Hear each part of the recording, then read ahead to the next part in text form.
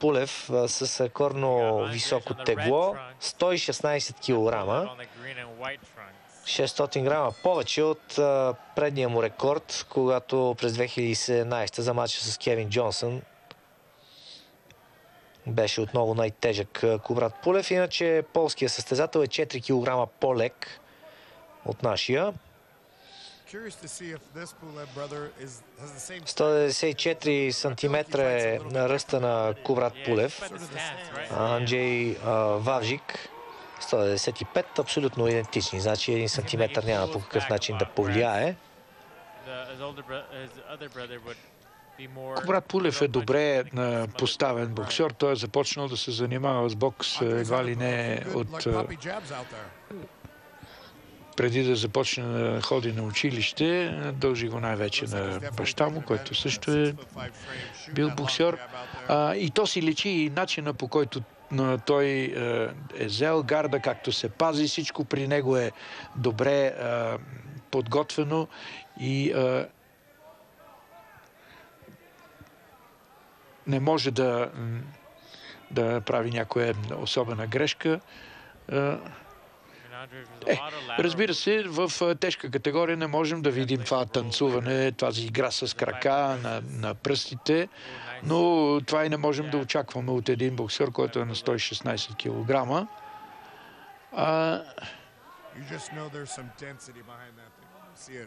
Неговия съперник наистина удра, но няма тази техника, която е очевидна при Кубрат. Как добре той се отклонява, за да избегне левия прав на Вавжик.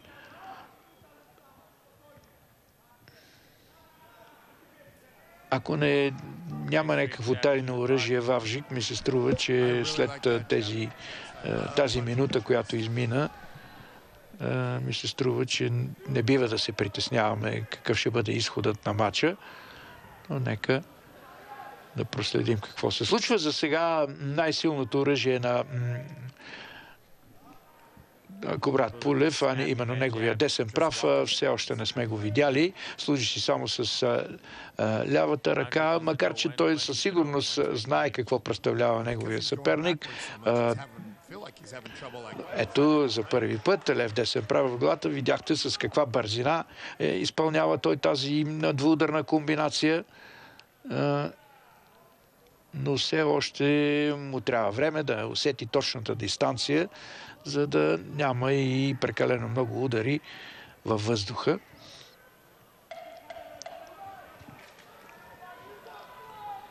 Чудесна работа. Отново, да, в близката дистанция не се колебае Кубрат, за да използва своята дясна ръка. На два пъти го видяхме да го прави, на два пъти удари следователен в играта си и по отношение на защитата. Не държи да бъде непременно нокаут. Изхода на матча в негова полза, естествено, трябва да бъде. Така че едва ли ще видим размяна на удари.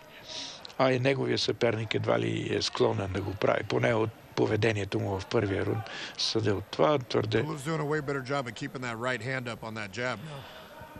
Кубрат Пулев често сме го виждали в мачовете му да скъсява дистанцията, за да може да осъществява натиск върху съперниците си. Сега обаче, поне в първите минутки го виждаме на по-голямо разстояние да упражнява левия прав преди всичко.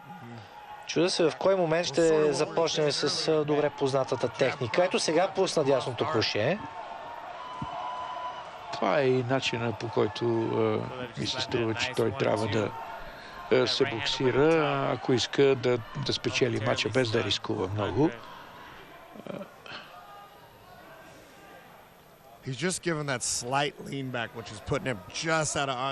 А левият му прав също е много силен. Аз съм го виждал с лев прав да поваля съперници, но не кой да е, ами Мац Келтън, който тогава беше европейски шампион, и това беше и първата загуба на англичанина. Именно благодарение на този остър лев прав в тялото на съперника, изпълнен от Пулев. Такъв толкова силен удар, че Мац Келтън, един великан едва ли не, на 118 кг и над 2 метра висок, се сгъна. Хубаво беше това изпълнение с лявата ръка на Пулев. Още един път стигна до главата на Вавжик. Сега в тила не бива да бъде атакуван. Рефера прави, разбира се, забележка на поляка. Този удар се смята за неволен. Поздравиха се двамата.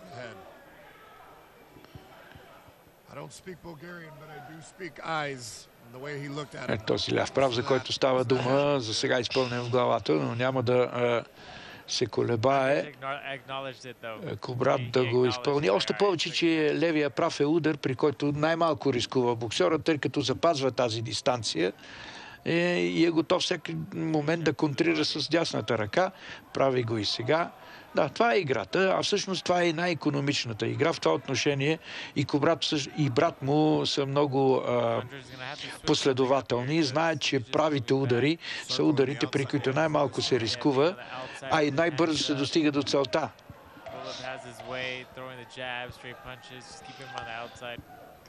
Да не очакваме, с други думи, прекомерна атракция от Кубрат, но пък ефективност до максимум. И във втория рунд казаха да отложат веднага след матча допинг пробата. Ще имаме възможност веднага след двубоя да чуем какво ще ни каже Кубрат Пулев за всичко това.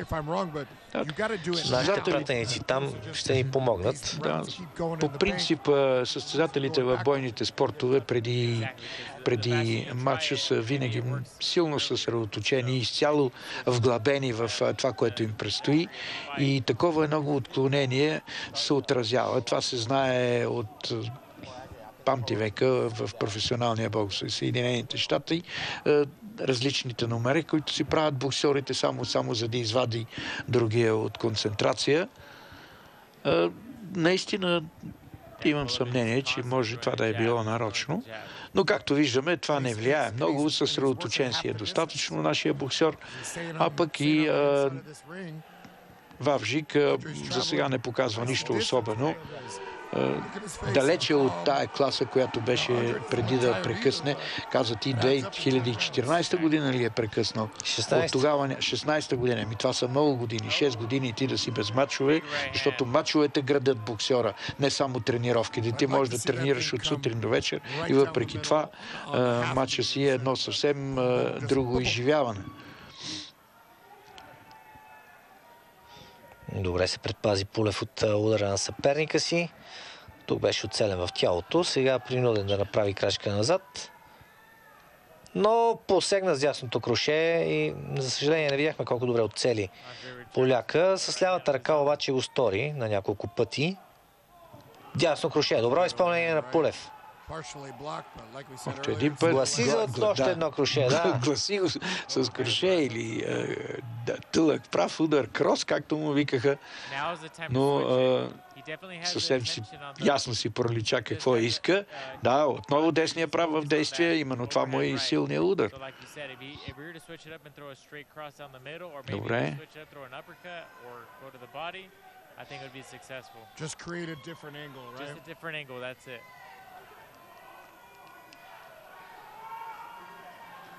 How important, George, in your game are those right hooks to the body? До въжетата е полския състезател и Кубрат много хубаво го напипа с комбинация ляв-десен. Добре приклекна преди това назад и след това неподготвен изглеждаше Вавжик срещу този ляв прав на съперника. Последва и след това десния прав. Знае каква е цената на тази подготовка, на тези финтови движения. Постоянно си служи с тях, но няма нищо по-добре от този ляв прав, с който той посяга непрекъснато. За първи път малко по-големия действа е типичен в неговия стил и в неговия менталитет, даже бих казал, защото той е предпазлив и доста премерен в своите действия. Виждаме го и на ринга.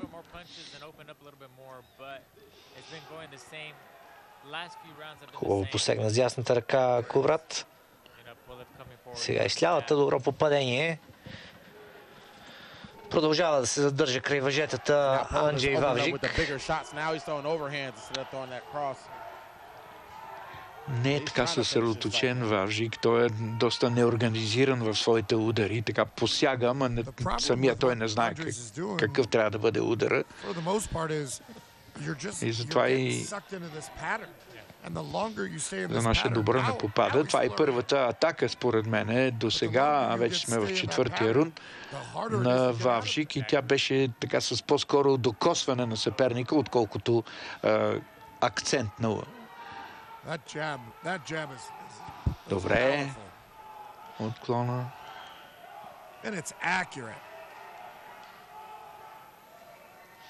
Много по-точни ударите на Коврат Пулев. С голяма плътност влизат в главата на Вавжик. Още един ляв прав. Опитва се да мести главата поляка. Не съм сигурен доколко ще му помогне това. Тук трябва да му признаем един хубав ляв прав и на него. Това е защото в момента Коврат се съсредоточил на нанасянето на силен десен прав в главата и именно в този момент попадна този ляв прав на Вавжик.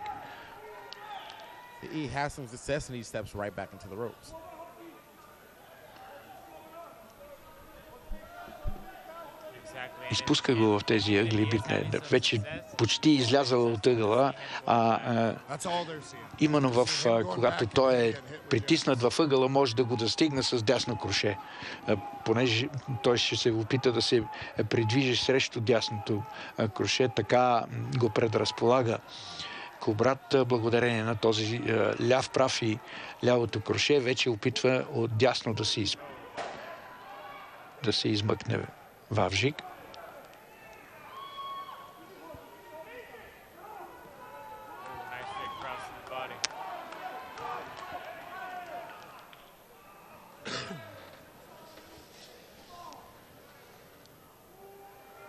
Сега обаче предупреждение. Има някаква контузия на... Сблъсък на глави. Явно се получи май цицина излезе на челото на поляка. Добре, с ясната ръка действа Коврат. Време за рунд номер 5. Коврат Пулев срещу Анджей Вавжик. Бих казал, че матчът върви така, както си го е планувал Коврат Пулев, с често работа с своята лява ръка, без да има някаква особена драма. За съжаление, неговия десен прав, да, използва го, но не попада точно в брадата. Ако видиме такъв удар, не се съмнявам, че поляка ще сгъне краката, но всички удари някакси минават покрай. Ето още един път лев десен прав, но и двата удари не бяха точни там, където трябва, именно брадата на Вавжик. Този път силен удар на поляка.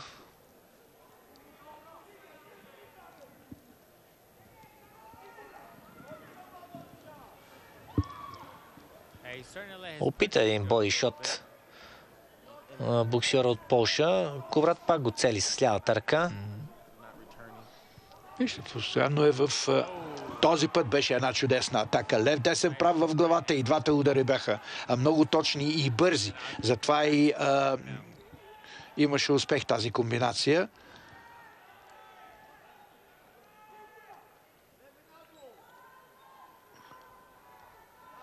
Хубаво се предпази Пулев от този опит за атака на полския боксер. Благодарение на доброто си чувство за дистанция, той го има още от детските години.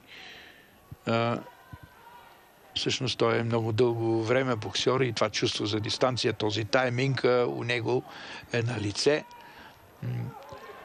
То си е вече на ниво инстинкт.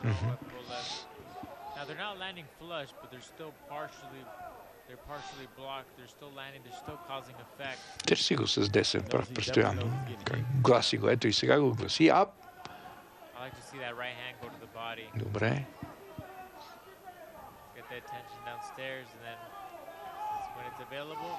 Няколко поредни леви прави на Коврат. И още един. Този ляв прав, за който стана дума, отново беше в действие, силен ляв прав в главата. Не бива да дава гръб на съперника си Анджей Вавжик. Замахна опасно с дясната ръка Коврат Пулев. Ето още един път. Има вече силен удар. С лакът претендира, че е ударен Вавжик. Дали беше така? Струва ми се, че това беше едно силно дясно круше. Не видях лакет. Рефера обаче сякаш е видял.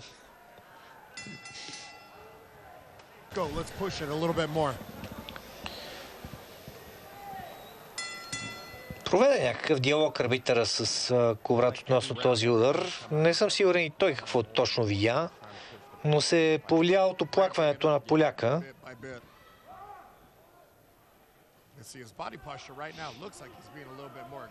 Сякаш в своя ъгъл Коврат Пулев получи някакви инструкции да вдигне малко агресията, темпото, да се опита да пречупи преждевременно Анджей Вавжик. Не иска да рискува Пулев. Ай, за какво да рискува? Той ще си спечели матча с ляв прав в главата.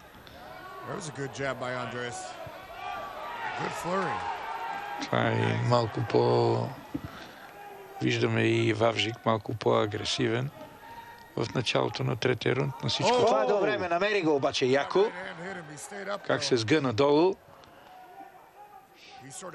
На ръба беше на нокдауна Вавжик, обаче още един път, ако го напипа в близките секунди Пулев. Трябва да падне на земята, за да почне да му брои рефера. Това е причината. Иначе това си беше един такова мимолетна загуба на съзнание, която връща се веднага съзнанието, но удара си беше удар. God, I feel like that straight right hand for Pulev is there better than that right overhand which he's throwing right now. Размина се тук с десния удар, иначе ставаше много опасно. Но със сигурност се надъха Коврат след този успешен момент от преди малко. А до края на рунда остава още дълго време.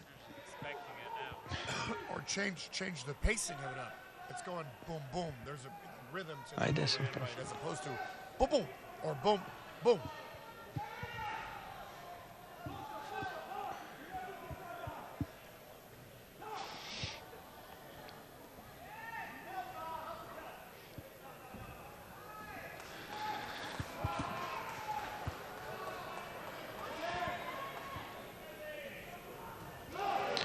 Пак удар с дясната ръка на Пулев. До въжетата е полския боксьор.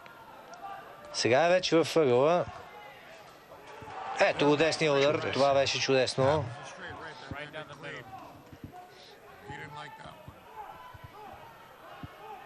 Може би още един път от същото. Пак успя да го ковне с дясната ръка Коврат.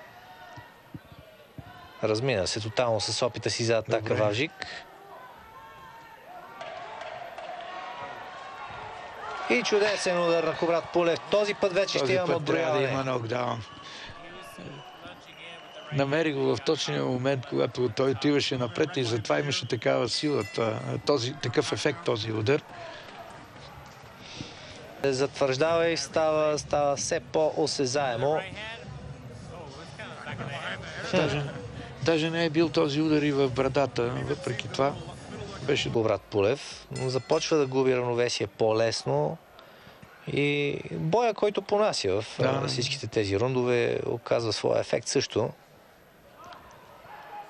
Ти кажа, този ляв прав в главата не е никак безобиден начина, по който той действа. Ето още един път разтърсва му главата по този начин. Виж какво го прави, само с ляв прав в главата. Много централно влиза всеки път. Но забравяме, че това е тежка категория. Не е... Добро движение с главата на Коврат Пулев. Да, по този начин той омекотява удара. Дори той да попадне в главата му, изтегайки се назад или дърпайки се в страни, неговата сила намалява. Два поредни удара с дясната ръка. Още един. Забелязваме 7 рунда, в които българският боксьор настъпва напред, а на заден ход обикаля неговия съперник, опитвайки се просто да бъде максимално далеч и ефектът от правите удари на Кубрат да бъде минимален за него. Ами не е минимален. Отразява му се. До тук с един нокдаун.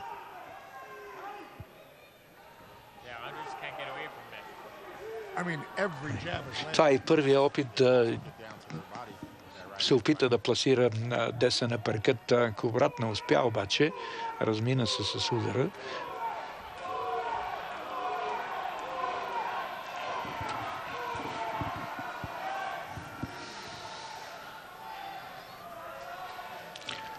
Да, при такъв дълъг престой у Ваврик можем да предположим, че и загубата на това чувство за дистанция си оказва своето въздействие. Удар в тялото от Кубрат Пулев. Дясното изпълнение беше много силно. Не бива да забравяме, че това си боксерът от Полша е с голям опит. Той е дълго време бил сред елита в тежка категория. Не е като предишния матч, спомням си, срещу Франк Мир, който е наистина световен шампион, но по ММА. Но него чувството за дистанция липсва и затова и нокаута беше сякаш предвидим и то още в началото. Така и завърши.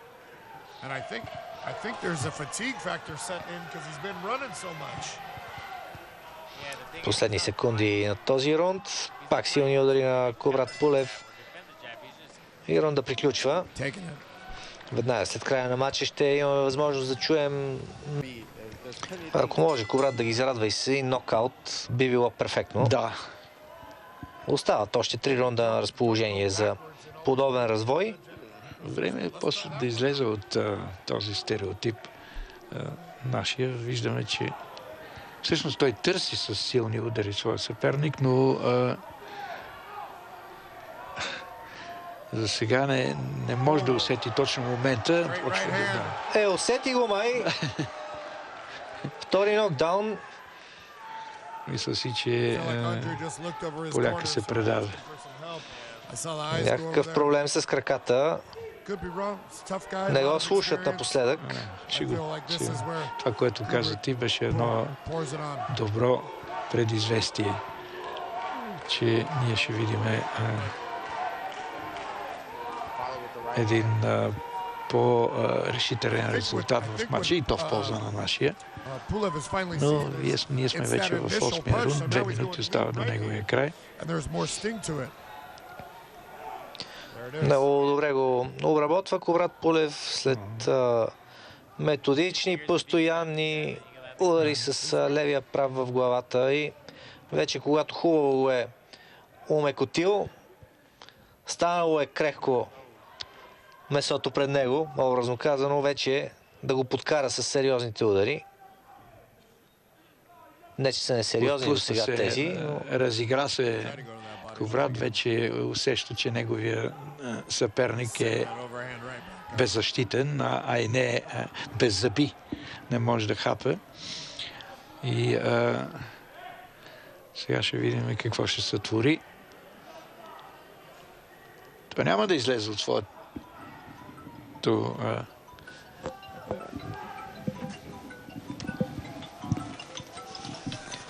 да видим сега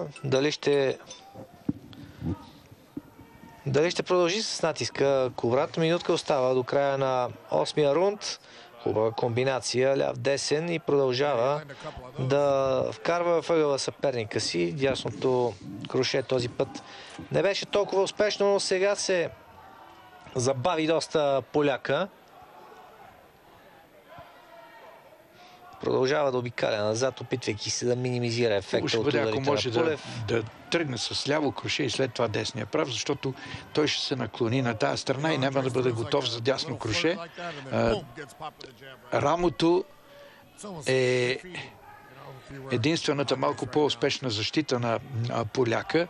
Виждаме, че десния прав или по-скоро едно такова дълго десно круше на Кубрат се плъзга по рамото на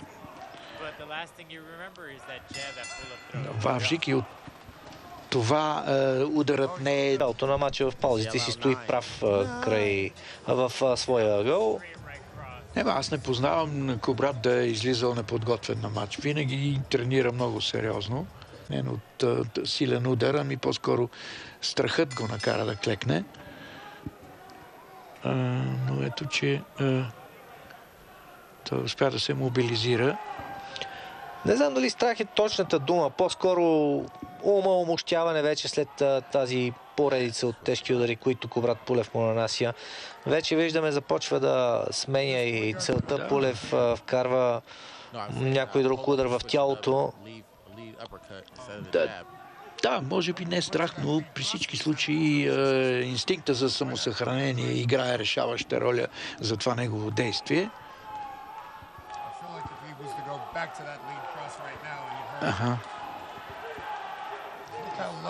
Много по-свеж изглежда Кубрат в тези минути. Тръгнал много мощно с ляво кроше Кубрат, но всичко това беше на празно във въздуха.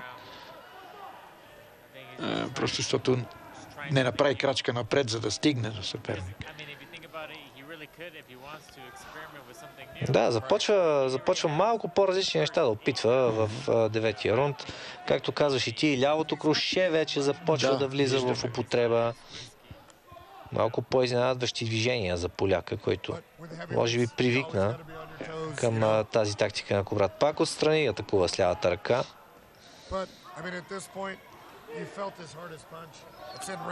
Време да го приключи вече. Аз мисля, че има тая възможност. Добро ляво кроше отново.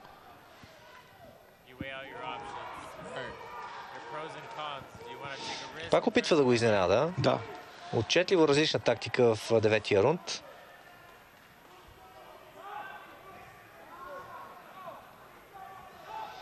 И ето го, добре, познатия ни ляв прав отново.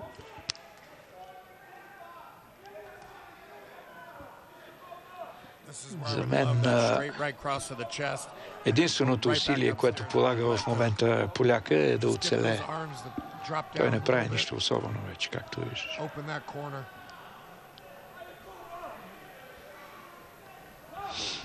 Да, за него би била една малка победа, ако завърши матча и изчака съдийското решение. Хубав удар в тялото на Кубрат. Айде пак ляв прав долу. Открита за ляв прав долу. Диафрагмата му сякаш го прикамва да го направи. А може и апъркът. Това не се иска на нас, но вече той си има друга. Ето, опита да го цели около черния дроб с лявата ръка. Кубрат си има друго схващане.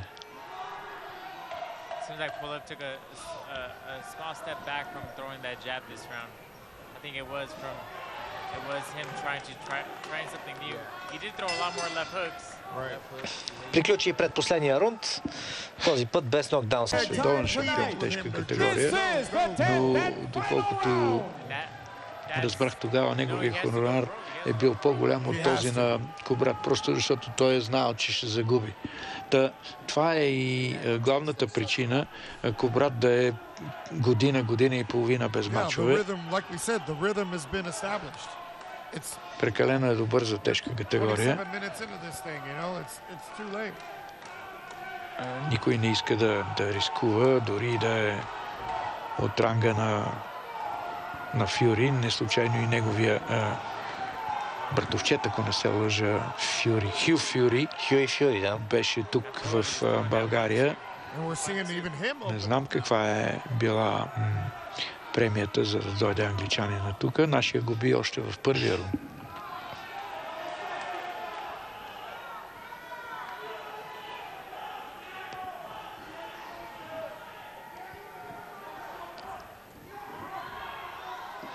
Едно ляво круше на Кубрат. Не бива в тила да атакува и рефера сега ще го предупреди, разбира се. Причина беше полякът, затова той се наведе назад. Той подложи своя тил.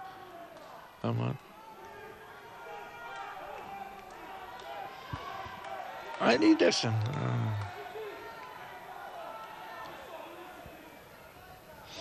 Играе се, няма клинч, който да спира играта. Да.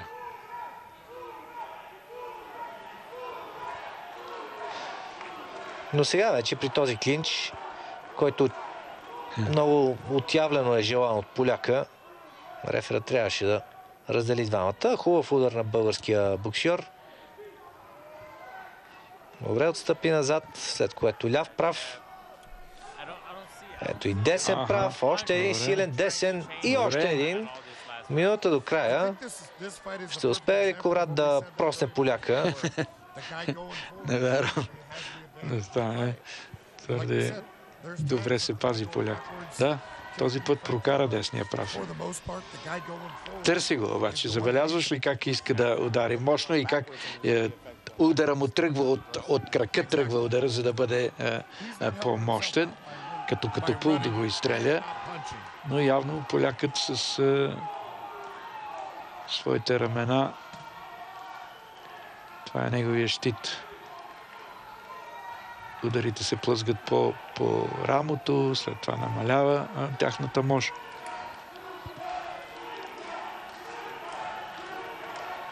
Можех да видя малко повече апъркъти от страна на Коврат, щях да бъда малко по-доволен. Примерно десния апъркът в действие в момента, в който полякът тръгва. Матчът приключи. Ще видим победа по точки. Сигурно вече ще бъде за Коврат Пулев и отново тук възниква въпроса, който беше и при двубоя на Тервел. Колко рунда от тези 10 ще бъдат за Коврат? В детайли. След това очакваме да чуем и Коврат Пулев с първите му думи след матча. Виждаме там на ринга и Димитър Тасев, който е зареден с микрофона. 99 на 89. Зърнах и 99 ли е резултат? И двама арбитри дават 100 на 88 все пак. Да. Коврат Пулев печели своя двубой номер 30. 300 юбилейна победа за Коврат Пулев. По точки обаче